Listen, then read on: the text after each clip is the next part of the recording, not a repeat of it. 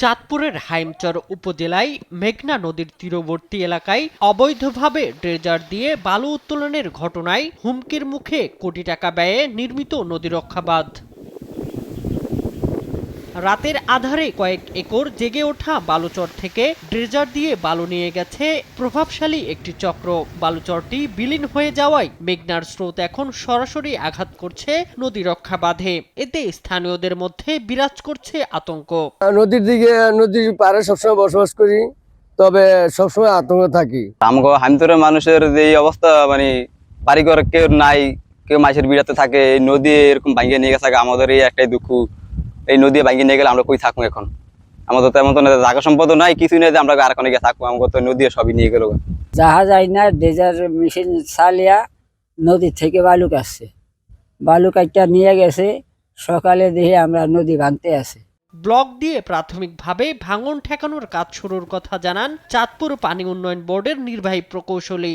তো 6 তারিখ দিবাগত রাতে কিছু অসাধু বালু ব্যবসায়ী বালু উত্তোলনের ফলে আমাদের প্রতিরক্ষা কাজের 120 মিটার লাঞ্চিং অ্যাপ্রন জোন কিছুটা ক্ষতিগ্রস্ত হয়েছে। তো তাৎক্ষণিক আমরা খবর পেয়ে সেখানে পুলিশের সহায়তায় যারা বালু উত্তোলন করছিল তাদেরকে আমরা আইনের আওতায় এনেছি। নদীর ভাঙন রোধে একাধিক প্যাকেজের কাজ চলমান রয়েছে বলে জানায় পানি উন্নয়ন বোর্ড। আমরা প্রথমে ব্লকগুলা ম্যানুফ্যাকচার করি এবং আমাদের যে জিও ব্যাগ আছে, জিও ব্যাগ আমরা ডাম্পিং করে ওই স্থানগুলো একটু প্রোটেক্টেড করি। প্রোটেক্ট করার পর এরপর আমরা এই ব্লকগুলা তৈরি হওয়া শেষে আমরা এগুলা প্লেসিং এবং ডাম্পিং করি। জেলা প্রশাসন বলছে নদীতে অবৈধ বালু উত্তোলন বন্ধে কঠোর অবস্থানের কথা।